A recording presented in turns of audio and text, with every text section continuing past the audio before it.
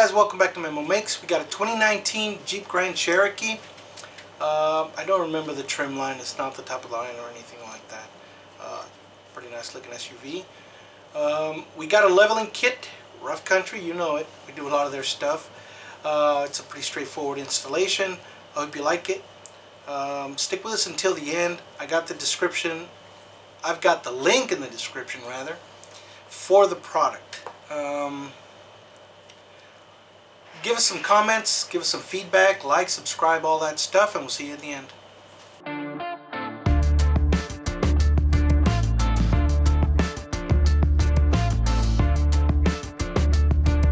These are the strut spacers.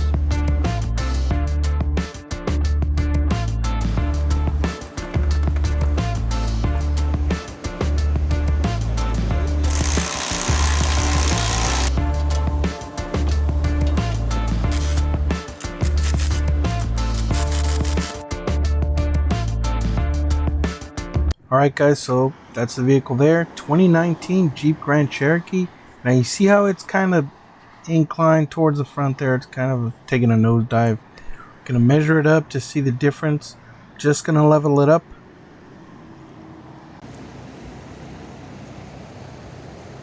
Looks like 33 inches, right at 33 inches. I'll get you guys that glary shot that I always have with cars. There she is.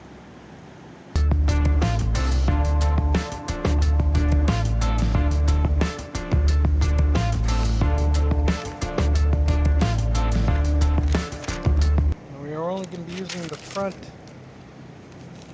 That's the preload spacers here, and these are the strut spacers.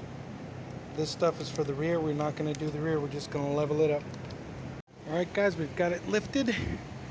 We are going to take off these reverse Torx E20s. We are going to remove the speed sensor with an 8mm, and then we're going to hang the whole brake assembly back here so we can have the knuckle move back and forth. Then we're going to release this, knock it, break it loose, and then we'll remove the nut to take it out.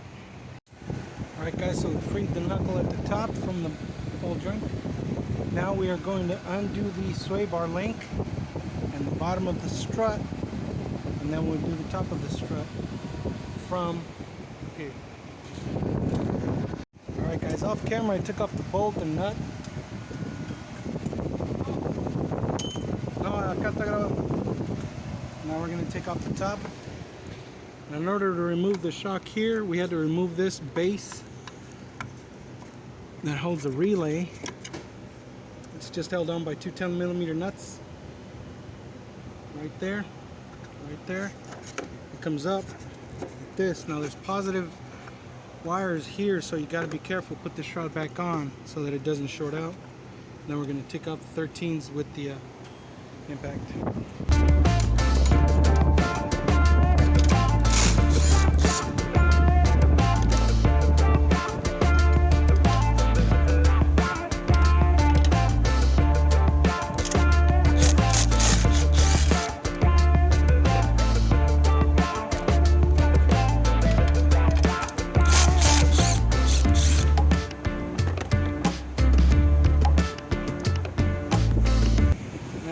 Allow the shock to drop. Then we're gonna bring it out, bring it back so that we can take it out. And I need both hands for that. So.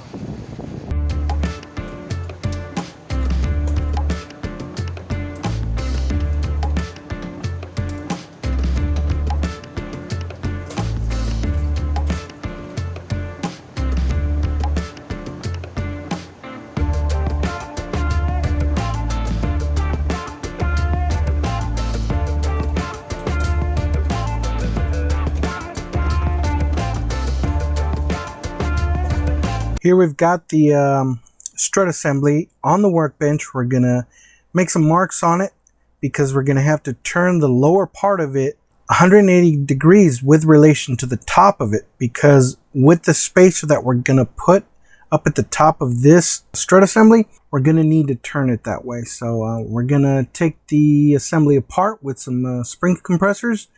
Then we'll put the preload spacer into the assembly, put the assembly back together, put the top spacer on top of the whole assembly, then it goes back into the vehicle.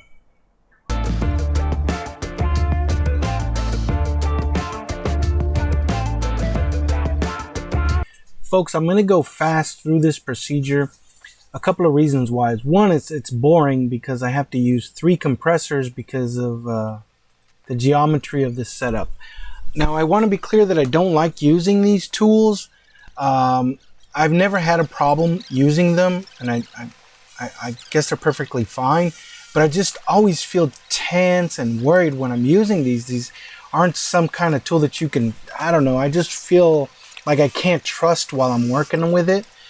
And I don't recommend that you view this video as a how-to. I'm just showing it to you so you don't get the wrong impression and think that I didn't do this. You do have to compress these springs. Use the best tool available to you. I'm going to go ahead and look for a better tool for this, you know, a better spring compressor, so that when I do it, I just don't feel unsafe, which is what these tools make me feel unsafe.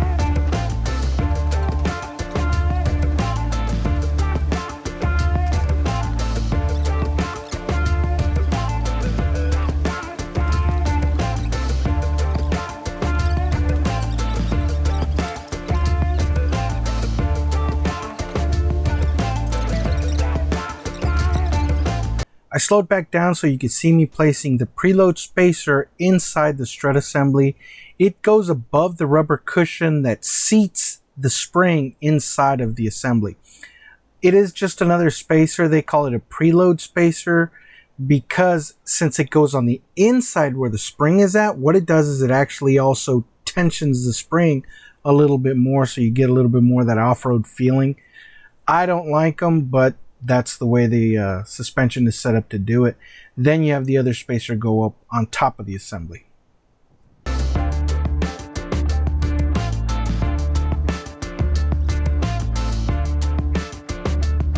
Check those alignment marks that we made, and we also made some on the opposite side so that you know where 180 degrees is. We're gonna have to tension the spring a little bit more so that we can allow for the spacer that we put in there to allow us to put the shock back into the assembly. Otherwise we couldn't get it in there. And you see we still have to struggle to get that nut up on top of it. So I had to get a second hand to help me out in doing that.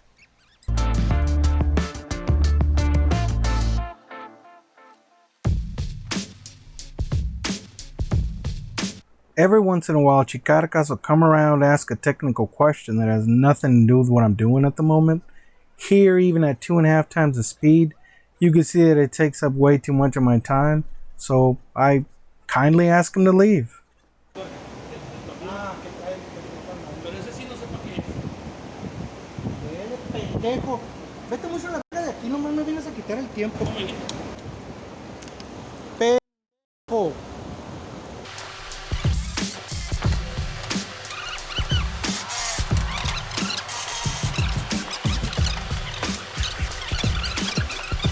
Most of these shots you're going to see my shirt blowing in the wind. That's just how close I have to keep this fan in order to survive the heat. We're going to move on to installing the spacers. You cannot put these in the wrong way because the bolt pattern will only allow you to put them in the correct way. You have to put in some nuts to hold these. They're kind of fidgety. You have to hold the spacer out so you can slide them in, and then you can't get a socket wrench in there, so you have to use an open-end wrench to tighten these up. Some of the time you'll be able to use the ratcheting wrench, but then as it draws closer, you have to use the open end.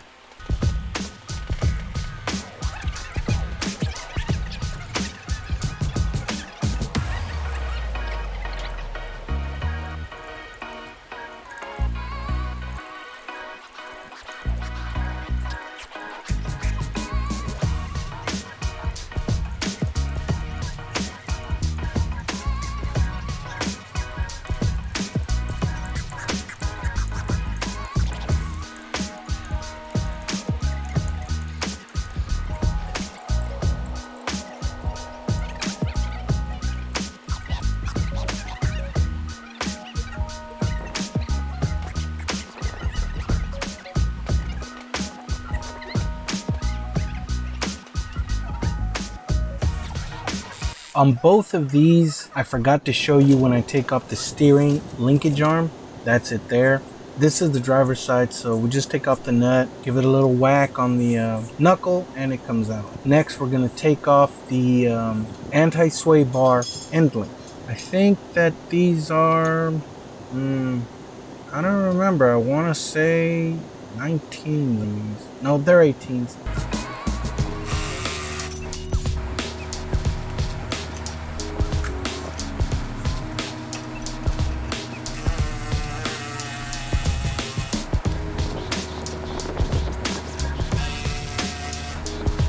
21mm wrench here to remove the upper control arm ball joint nut. You want to loosen it up, but you don't want to take it out so that the suspension doesn't slam down on you or spring open on you, whatever you want to call it. We also need to remove the speed sensor. We use a 10mm to remove that. We're going to unclip it from the knuckle so that the knuckle could come forward freely, and then we can remove the strut.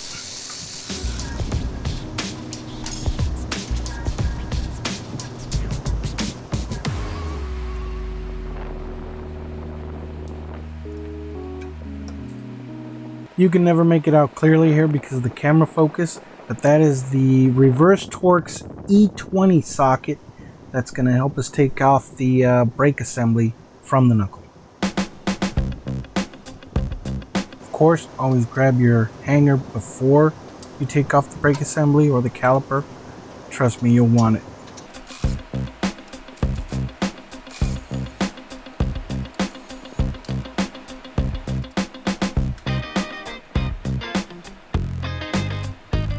Make sure you hang the brake assembly from somewhere where it can hold the weight. We're going to use an Allen head socket on the ratchet wrench so that we can hold the ball joint, I guess, from spinning while we turn the nut.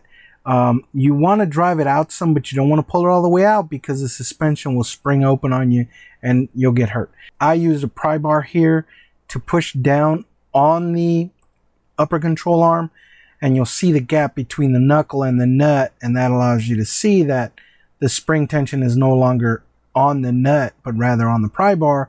Then once you get the nut out, you just pull the pry bar out and the knuckle comes free.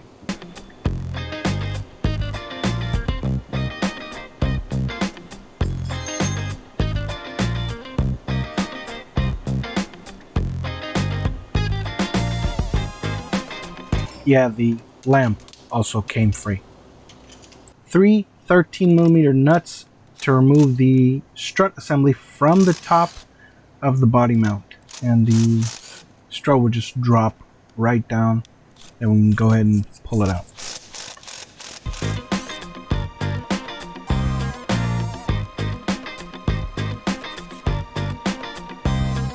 I had previously loosened the anti-sway bar end link, but here I am gonna go ahead and take it all the way off of the strut assembly so that we can drop the lower control arm a little further and we can free up the bottom of the strut assembly, or the lower shock bolt. Now when you're wrenching on this M12 electric ratchet, you don't want to press on the battery, you want to hold the tool. Pressing on the battery is how you break your tool.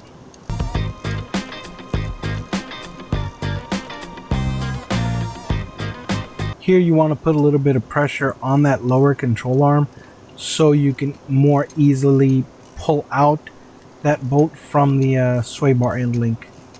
If you just don't do it, the pressure will be so much that it may spring out of there on you.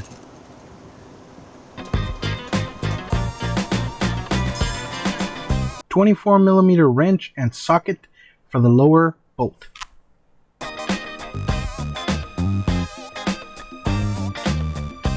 Here we're going to remove the strut assembly from the driver's side and repeat the process of the spacers that we did to the other side. I probably won't show you both sides being disassembled and reassembled and all that. Save us a little bit of time here and save you a little bit of boredom. Here we have an admittedly bad angle of the strut assembly going back in place. I'm going to bring it in from the bottom and somebody's going to put in the nuts at the top mount to hold it in place. Then we can go ahead and put the lower bolt in and proceed to put everything in place. All the bolts go into place, all the pieces will go into place before we tighten up most of these suspension components. Once everything is in place is when you want to tighten and torque to spec.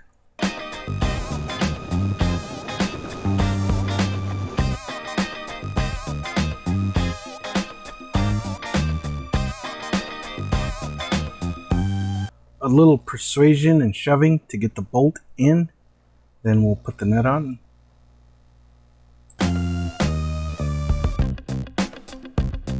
Here I'm putting the steering linkage back on, but you should not do it in this order.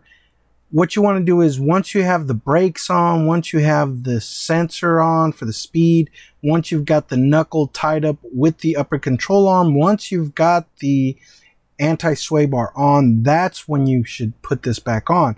That way it allows you to have movement of the knuckle, left to right or back and forth, whichever way you want to call it, so that you can put the other components back together more easily. It's going to take just a little bit of pressure with this pry bar to get alignment between the strut and the sway bar link for the bolt to go in. So we give it a little bit of a nudge.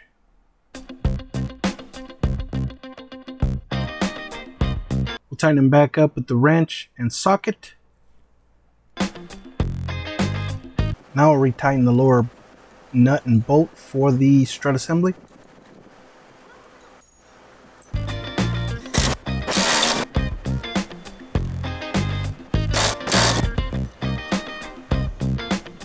We're going to reattach the top of the knuckle to the upper control arm. We are going to need a little bit of pressure, so we're going to use the pry bar to bring that upper control arm down so that we can get the nut onto the ball joint.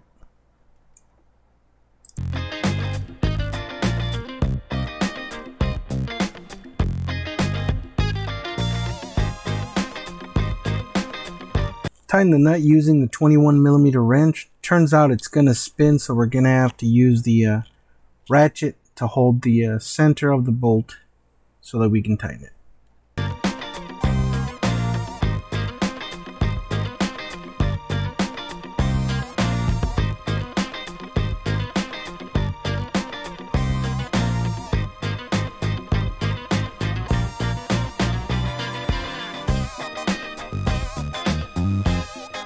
We're going to use some pressure here so that the end link will seat in place and we can tighten up that nut, because if you just drive it, it'll just spin in place. As you can see here, I don't trust the impact to do the torquing. I'm torquing it by hand here, and I'm using 2 ugga-duggas as specified by the manufacturer.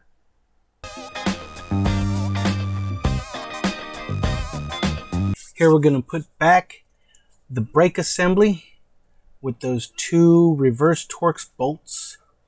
Of course, it's a terrible shot of it, but I guess you get the idea.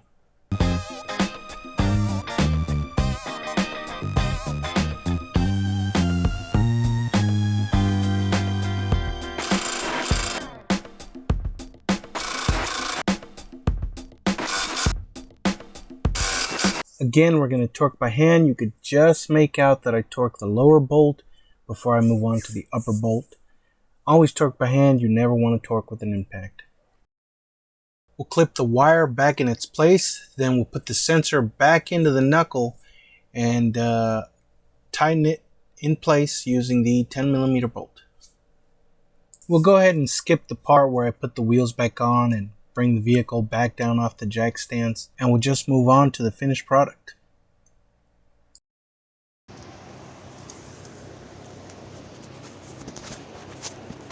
No le puedo tener esta el pinche teléfono. ¿Qué quieres? Deténme la cinta, la verdad. El pendejo estorbándome. Por eso me la eché, güey.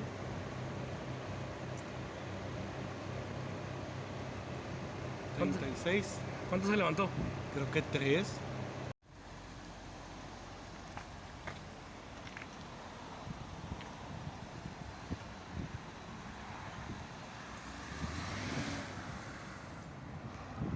there it is, guys, all finished.